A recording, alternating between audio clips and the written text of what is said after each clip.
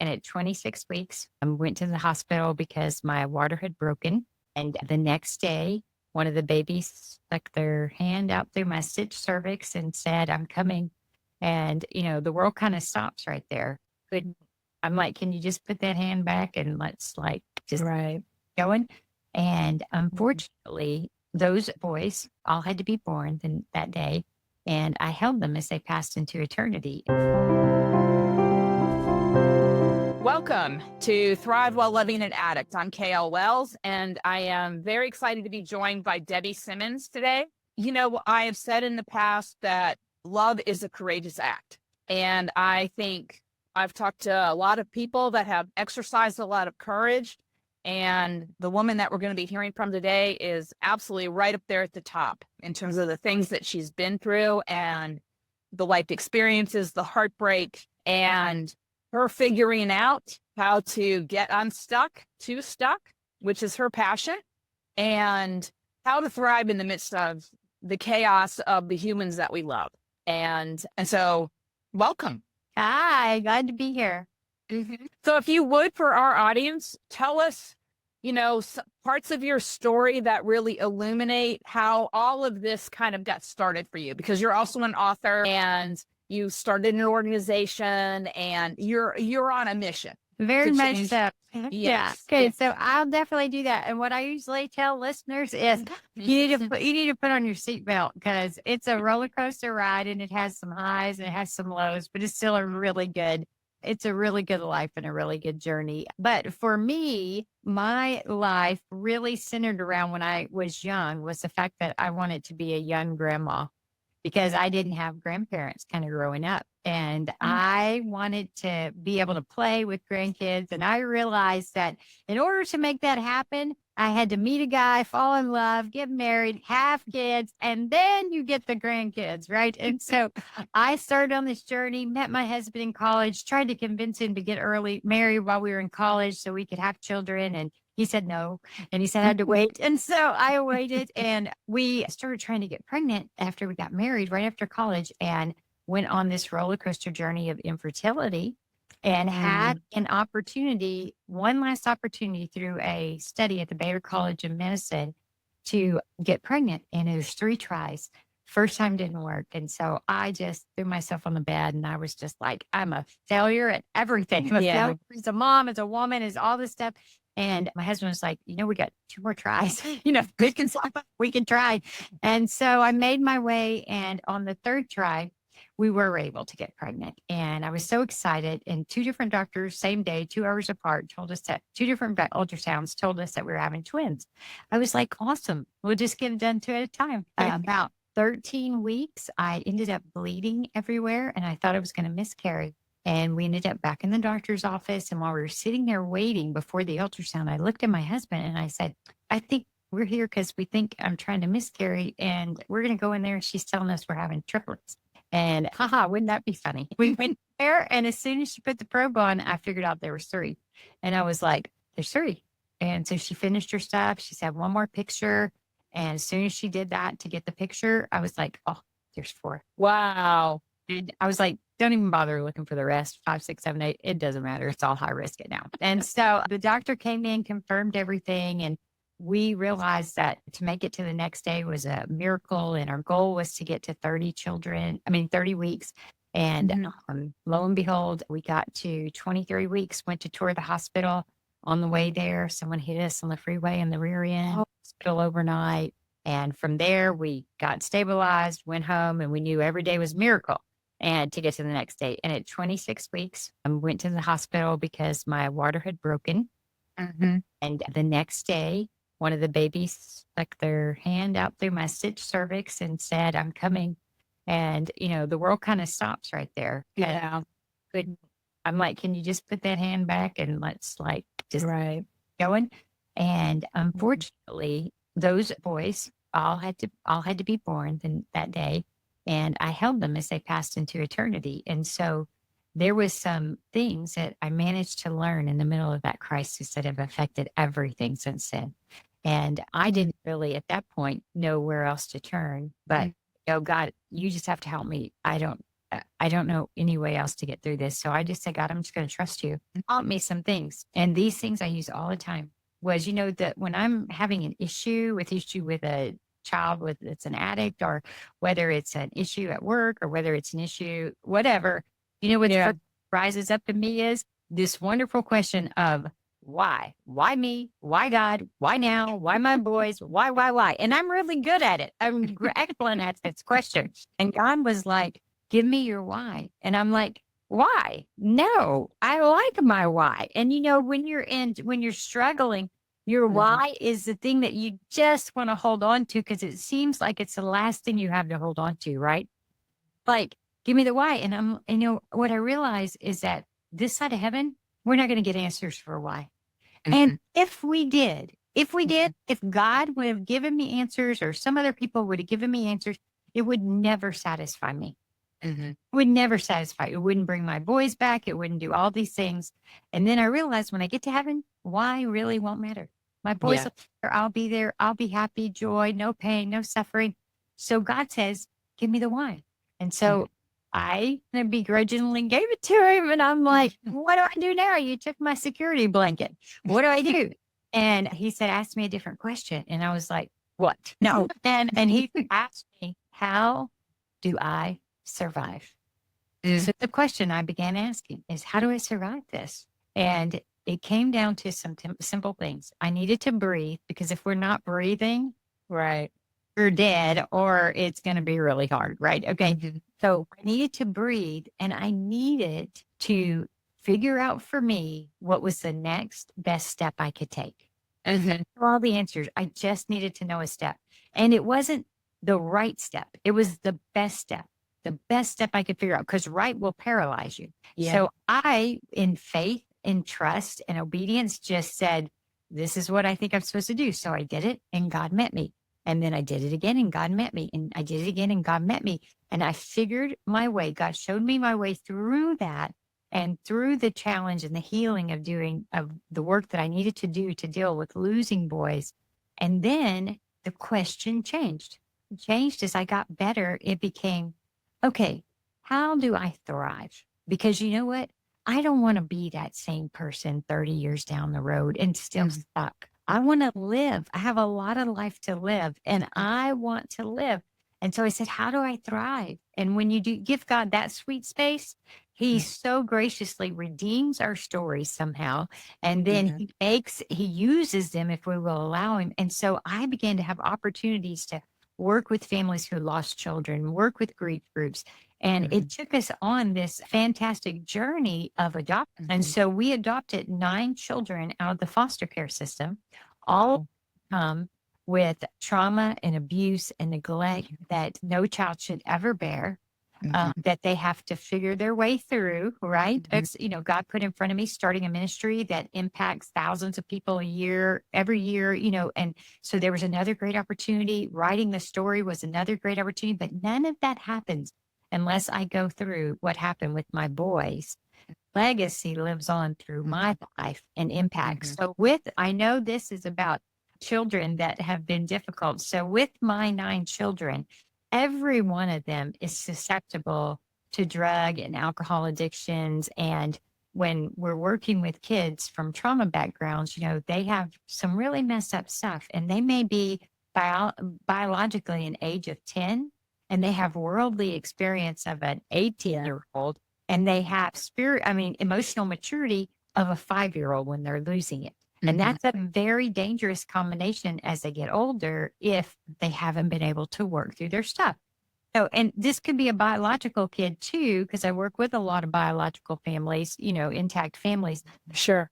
For my children, I always told them, I said, mom can probably go drink or smoke weed or do whatever, and it wouldn't bother me, because it's not in my heritage. It's not, I could probably get away with it, right? I said, you guys do it, and you might be hooked for life. Yeah. And they knew that. And still, some of them made wayward decisions. As you get into those teenage years, and I tell people the over 18 years are really hard till they get to about 26. Yep. Yeah. And the reason is because there were so many things I could protect them from as kids under 18. And then at 18, this wonderful phenomenon happens that every kid that turns 18 believes they know everything and they can accomplish everything in the world. And the mom is the dumbest person around. And I'm looking at them going, dude, y'all are crazy. They think they can go take on this world. And I'm like, you don't understand yet, but I can't. Unfortunately, I can't do it for you.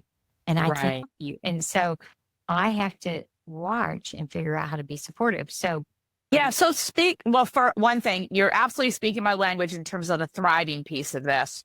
So we're together on that. What I'm super curious, and I think our audience would love to hear from you is this for me was like, how do I love my son in the midst of his addiction? You know, how do I hold the space for my journey, his journey, and witnessing that level of suffering? So how did you do that, Debbie? Yeah.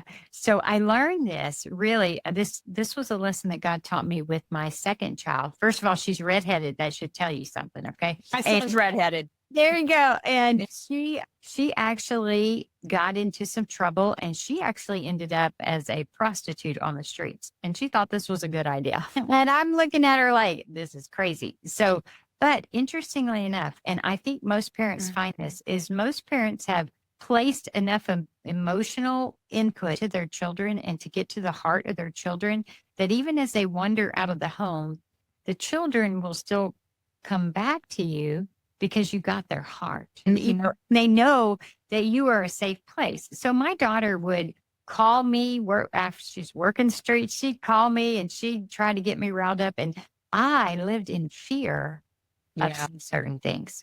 Because I thought if I said certain things, I would lose her to the world, and so this went on for a little while. And then, God worked me over one day and said, you need to tell her the truth, like speak truth into this child's life.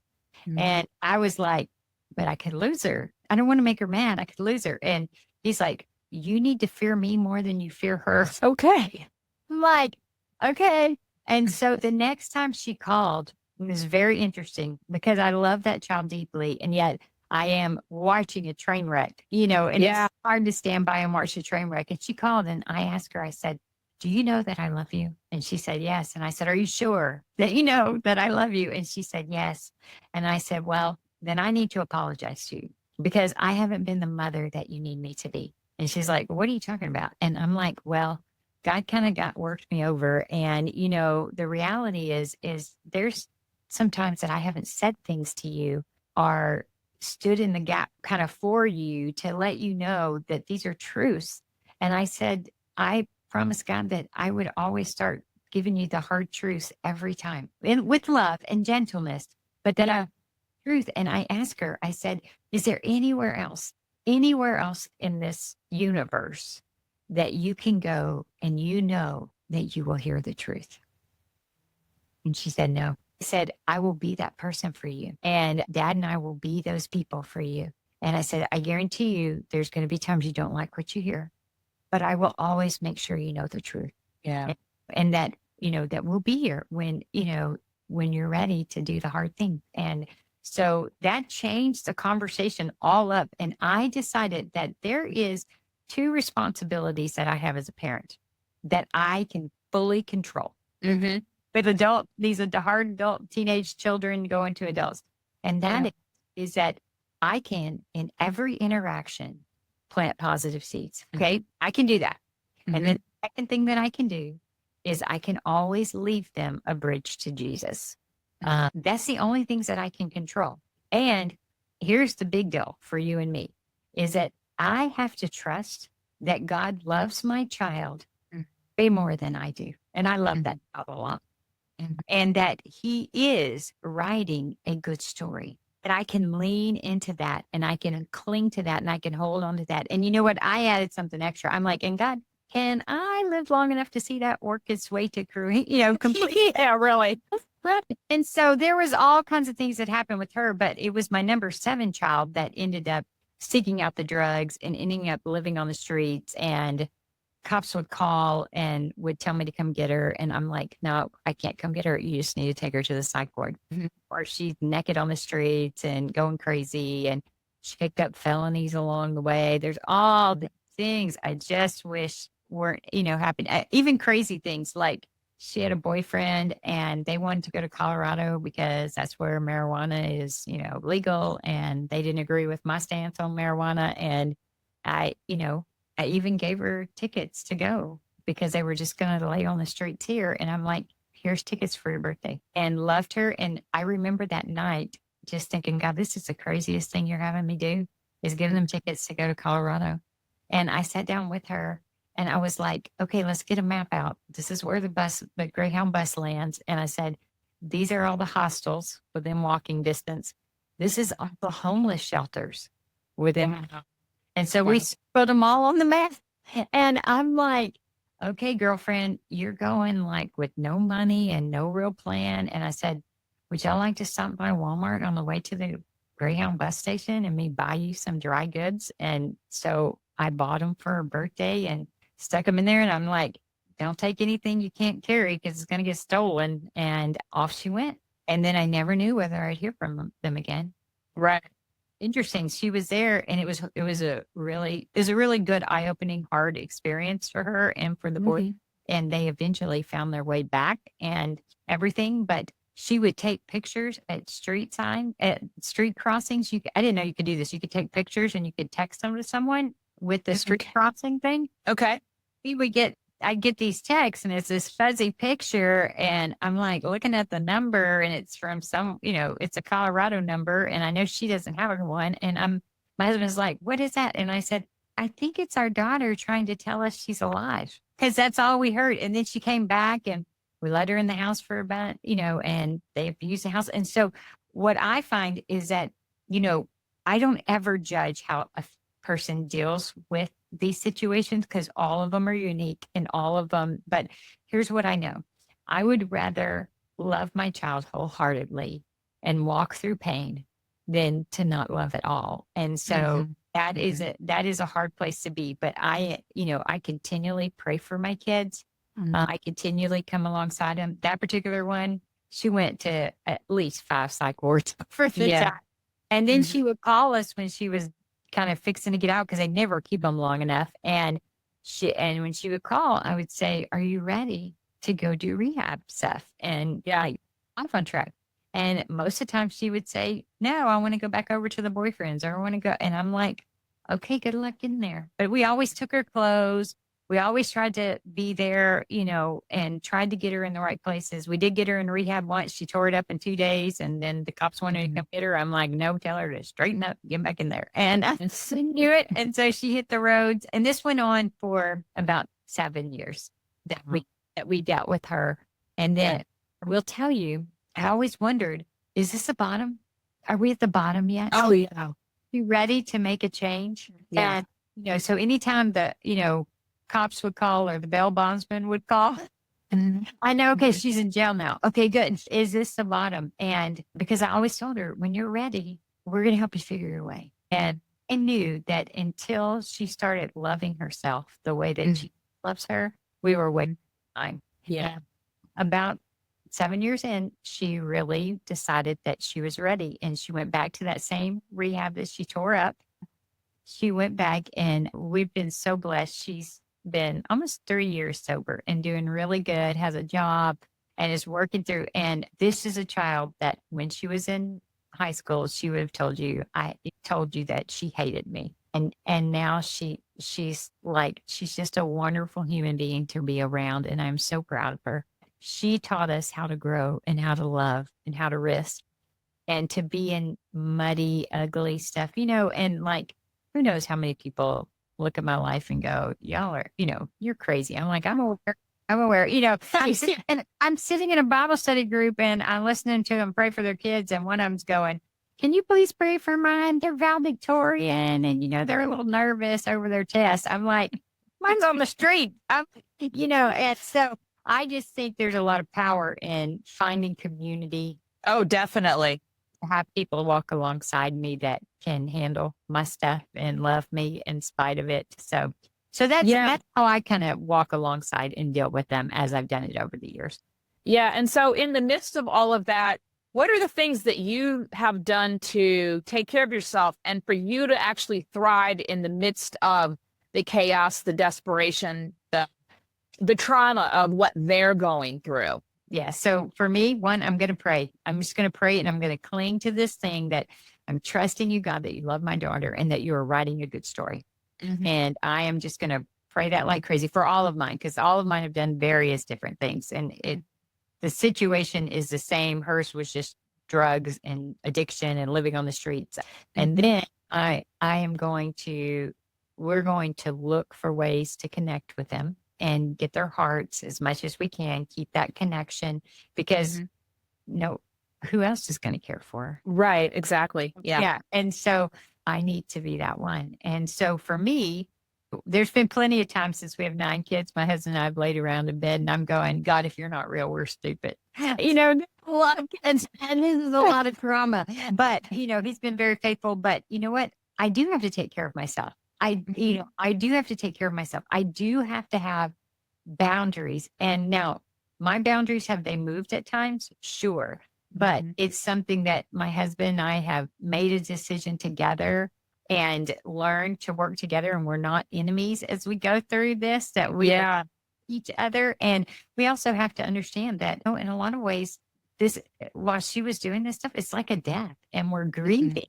And when you grieve, you don't always grieve on the same cycle. I might be okay and he might be down, and then it swaps. And so there needs to be a lot of grace with each other. And, do I need a massage? Sure. I need to get a massage, but I need to take some space. And, if the kid is ugly on the phone, then I don't stay on the phone. I'm like, when you get done yelling, call me back, Right. I love you. But, those are the things that I think, and, just get rest, be healthy. What do I do, as far as eating and taking care of my body, all these things so that I can be fully present. The other thing that I really needed to work on, and I guess God gave me 9 children to be able to learn this, is that there's a lot of junk in my history that needs healing. And so when kids are struggling, my kids hit all those wounded spots in me, not because they're good shooters, but because these are my weak spots.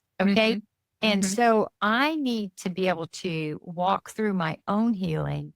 And the reality is this: if I don't walk through my healing so that I can be fully present for my child, then I cannot expect to be able to take my child through the healing that they need if I have not gone before them. Exactly. And so there's a lot of work God thought I needed a lot of work. And shoot. I want you to say that again, because I think that is one of the foundational beliefs, mindsets, whatever you want to call it. The power of, I think our kids will always push all of our buttons. And they are the ones who give us the opportunity to crack it wide open and do our own healing. I think that's one of the gifts embedded in all of this. And so if you could just, again, speak to that, because I think that's a really powerful message for people to get clear about. Yeah. So I would tell you, hey, there's times where they would light me up. It doesn't matter what it is. And I'm like, wow, and I'm like, okay. And what I realized, and I teach parents this all the time. Okay. Let's say we had this beautiful beach scene with some mountains and trees and stuff like this.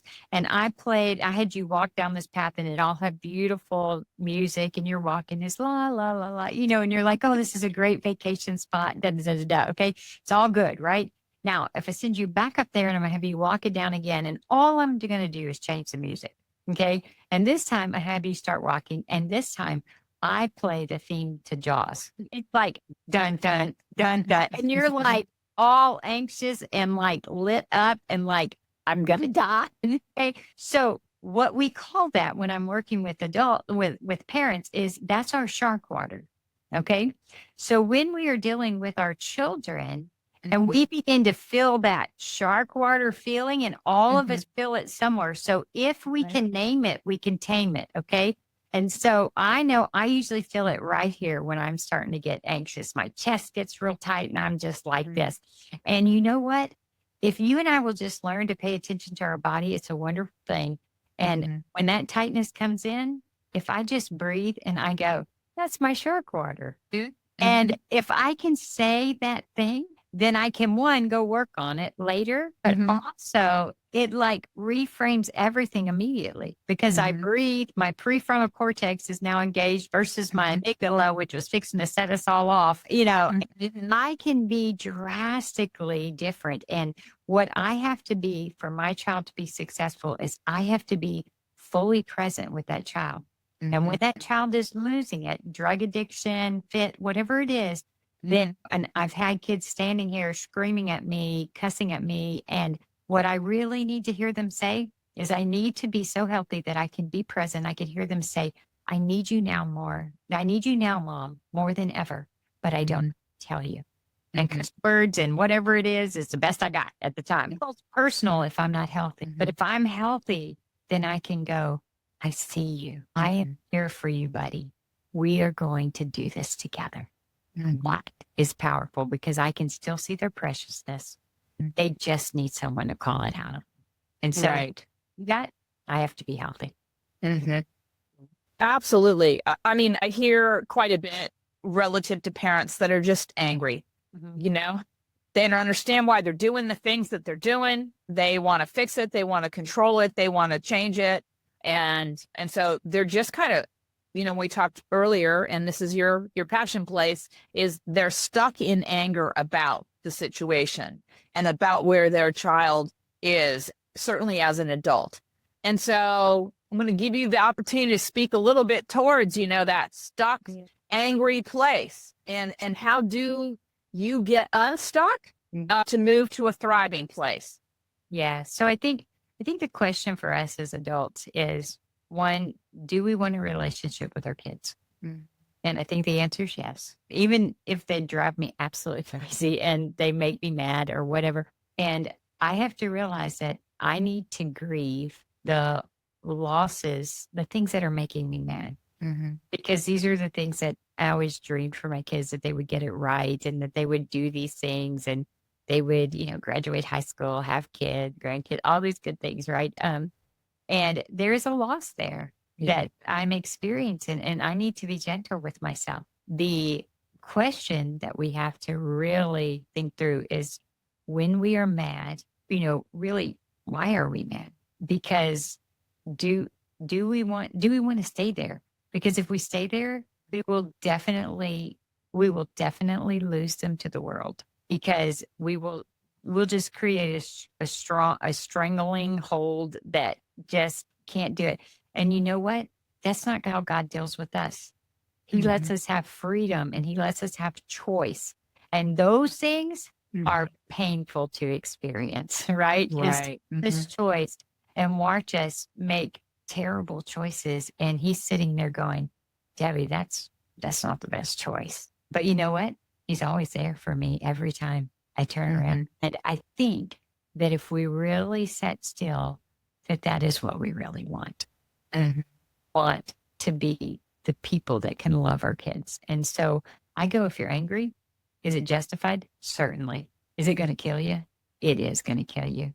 It's going to, stress, anxiety, worry, those are all going to take you out. And you're going to pay a horrible health toll for that. And you know what?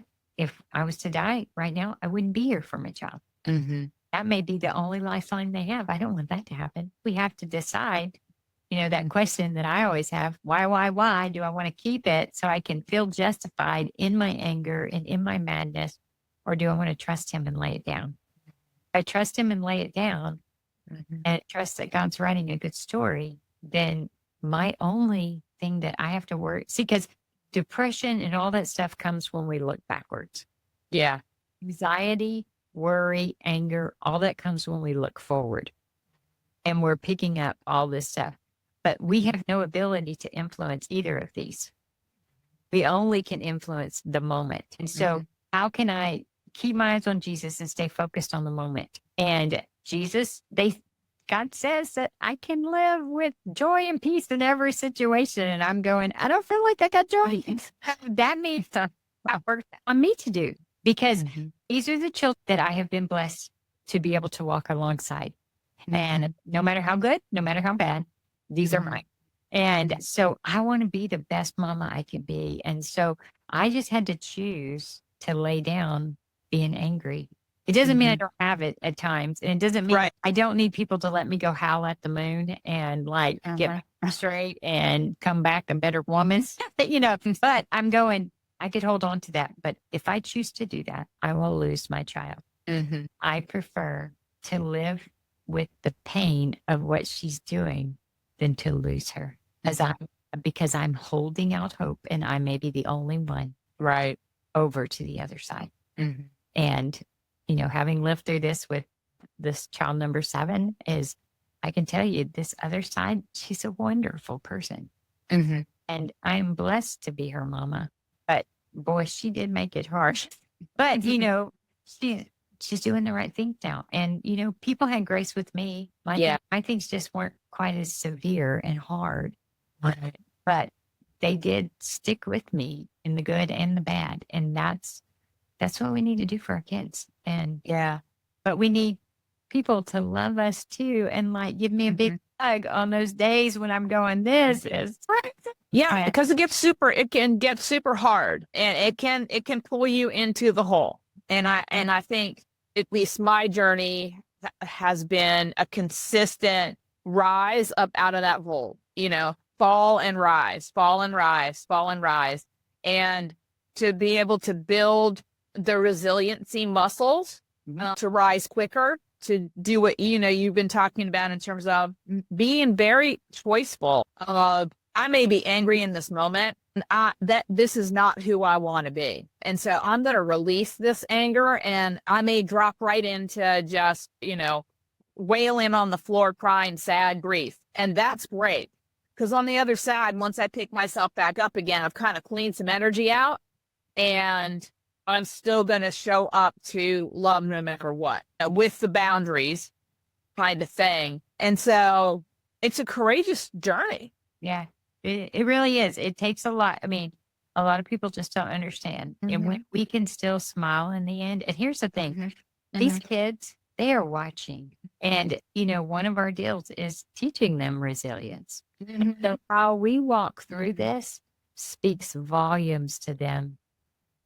When they're and the other kids in the house are watching and people are watching and they're like, how do you do this? I know only by the grace of God. And, I'm holding on. It's fun. I had a coworker that daughter died of an overdose in a hotel room. And I mean, I sat beside her because it's hard. And, we got grief there and then now she's dead. She's gone. And I just remember sitting outside that hotel room for hours and just sitting in the mess. And I don't know how we're going to get out of this, but God's going to show us and we're going to do the next best step. And, having grace. And like you said, you're going to go forward. And, if you do best step, you start making progress, right? And before you know it, you go miles. But we also have to be gentle that there's days we go backwards. But as long as we rise again and say, let's do the next one. Let's do the next one. Let's do the next one. There is power. There's power in that. And like you said, you get better and you get faster. And really all of this is just us learning to trust and us learning to grow our faith muscle. And as our faith muscle grows, then we'll be able to do that easier and easier. We can learn to do that. And God is faithful in all of that. Has never left me hanging anyway. A lot of opportunities, but he's always showed me how to get through and helped me create a way that I never could see the way. And these questions, I use these questions as a CEO too. And in any situation, they work and it works in these hard places. And so I would just encourage your listeners to just get out those baby pictures where they were so cute and so lovable and just remember that kid is still there.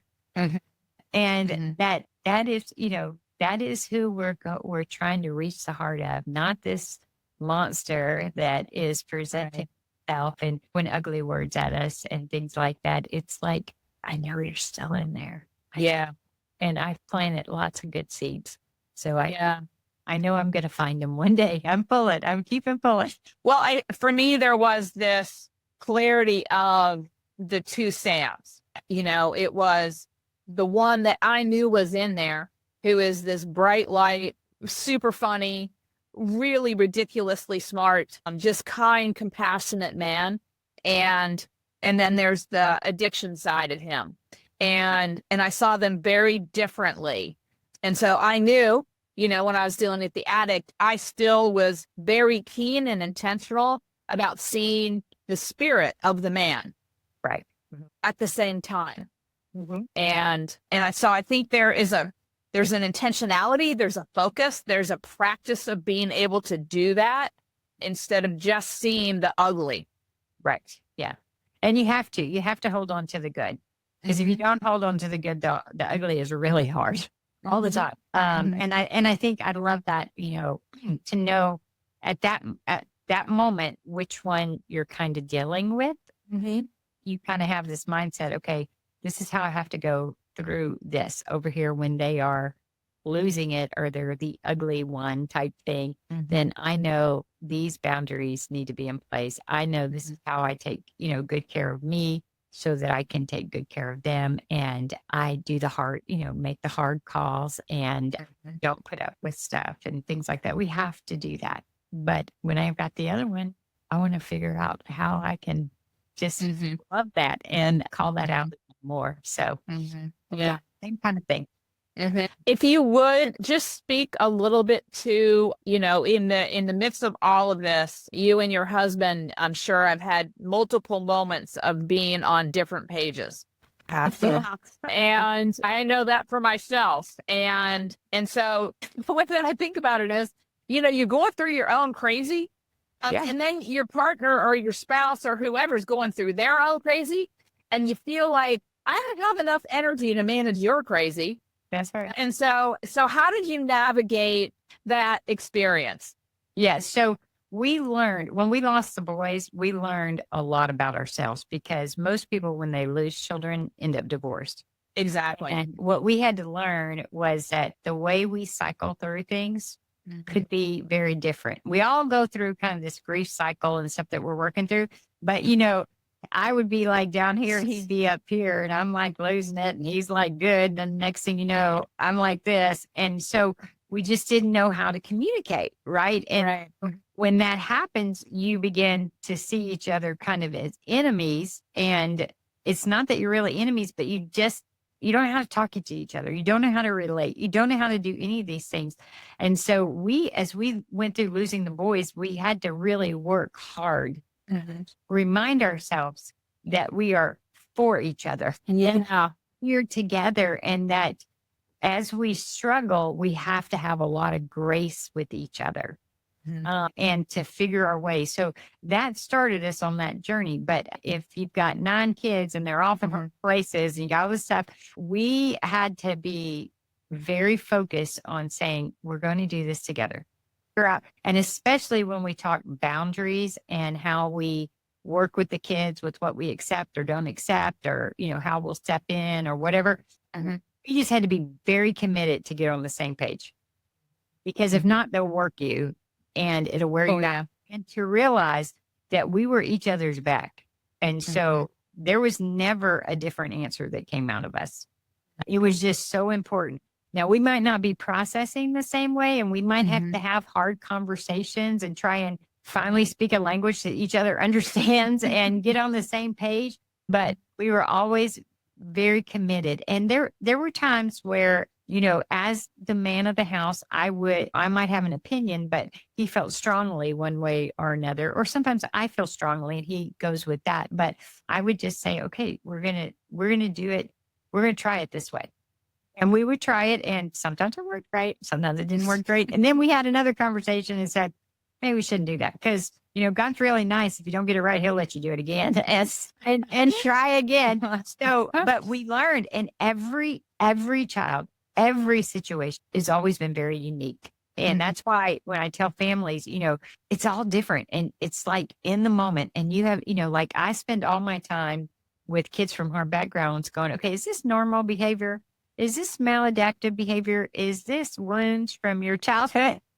I'm like going, what are I dealing with? And so that has been always trying to figure that out and trying to figure the best way. And, it didn't work to spank my kids. You can't spank my kids when they've been beat to death most of their life, Right.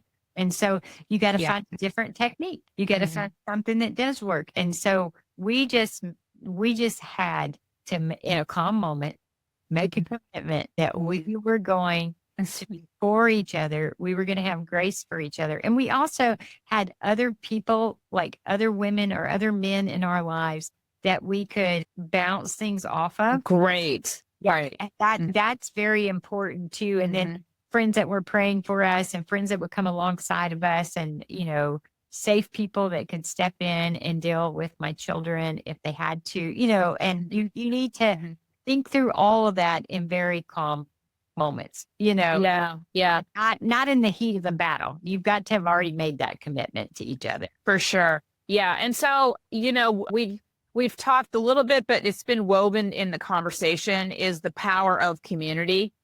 And so I'm wondering if you have just intuitively always had community around you, or did you have to go through a process of building a community around you that would hold space for you, have your back, be just there to sit with you or listen or whatever that is without the judgment and, that kind of a community?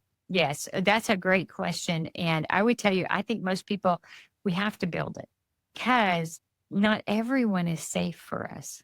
Yeah. For my children or for me. And so I need to figure out who my safe people are. Who can handle my stuff? Because pretty heavy. And still go, okay, Debbie, you got this. You can do this, girlfriend. Let me give you a big old hug. Or come on, I'm gonna take you. We're gonna go to dinner and you're gonna go lay on the beach and just scream your head off, and then I'll bring you back home. Right. And so there's not I don't have like this huge network, but I do have people. And the other interesting thing now, based on how we live, most of us live, we're very far away from family. Then we had to be even more intentional because, like, if I needed my parents to help me, they weren't necessarily, they're 8 hours away. They could do a day, but, so I had to know who loved my kids the way I love my kids and who was safe for me. So I couldn't just leave my kids with anyone because they had all kind of trauma stuff that came out weird ways. And I mean, I'm talking even family members that you would have thought I could count on. They just couldn't handle it because they had never experienced it. I'm like, okay, that's probably not a good person. Right. In this situation, not about it. Just they couldn't just handle that trauma. So I have had to intentionally build those. But I will tell you, it may take a while to find the right people. But when I find the right people, I treasure the right people. And can I be that person that to them also to be that safe space? And it's small, but it's mighty. And then there's a second layer that are safe, but they can't maybe always handle all of it, but they want to kind of be in, they can. And we want to rely on those too. But definitely you need to have 1, 2, 3 couples or something that can kind of come alongside you and just go, it's okay. It's okay. If it's like I call my house sometimes a Geraldo show. So if it's like that, it's okay. Did you experience kind of, I know there are a lot of people that are listening to this. And also I've had a lot of conversations with people about asking for help, being open to asking for help, receiving help. Yeah. The giving and receiving part. I don't know that we grew up in a culture that easily asks for what we need. And so did you go through that part of your journey of really kind of getting clear that asking for help was actually a gift to the person or people that you were asking? Yeah. Well, it's interesting. What's really funny about that is most of us, when I train adults, most of us are way more comfortable giving help. Oh, yeah. And receiving is very hard. And when I work with trauma kids, they like to give help, but it's very hard to receive it. So it's something we definitely have to learn, open to receiving. And that's a very vulnerable space. And so you need to do it with safe people, right? And so that's the trick to that is the safe people. And we don't always know who that is, but we know when they're not anymore. And so we look at those things. And so I would say, I think the challenge that we run in most of the time is that I would just be so overwhelmed. I don't even really know what to ask for help with. Do you see what I'm saying? I mean, I'm like, oh, yeah.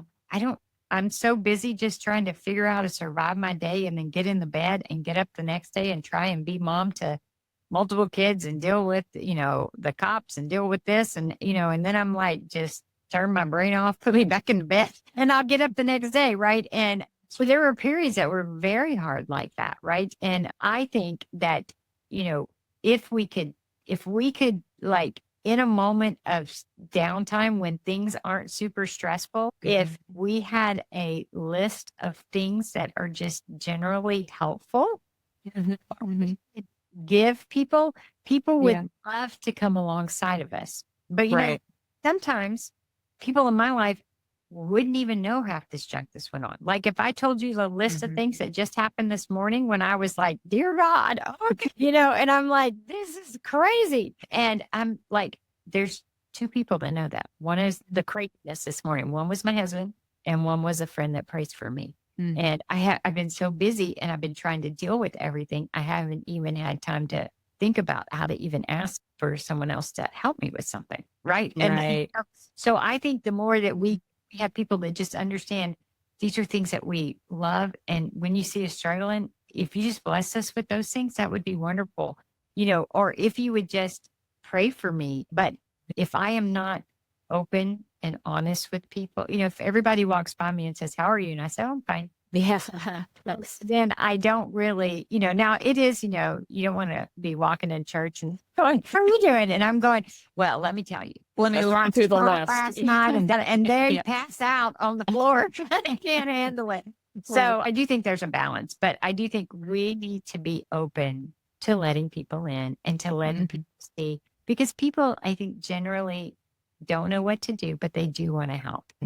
They can't do it unless we help them know how. Now there's some really great people in this world that just go, I'm going to do it anyway because I know it'll bless them. I don't know if this is exactly what it is, but we're going to do it anyway because they're not going to tell us. And those people are special.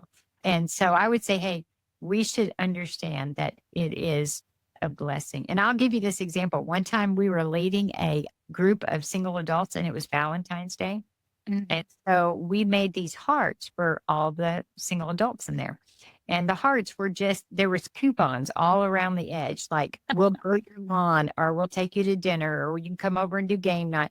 There was like 15 or 20 things on the heart. Yeah. That not one of them ever used one. It was a great lesson later, but they never used. Wow. And so we had, we had this whole discussion with them about, we know that you could have been blessed by those, but do you understand that you have the opportunity to serve and to come alongside of you because you just weren't willing to even just give me the coupons. Yeah. And it was, when we understand that, then we go, oh, it really is a blessing for me, but it's a blessing for you to be able to serve.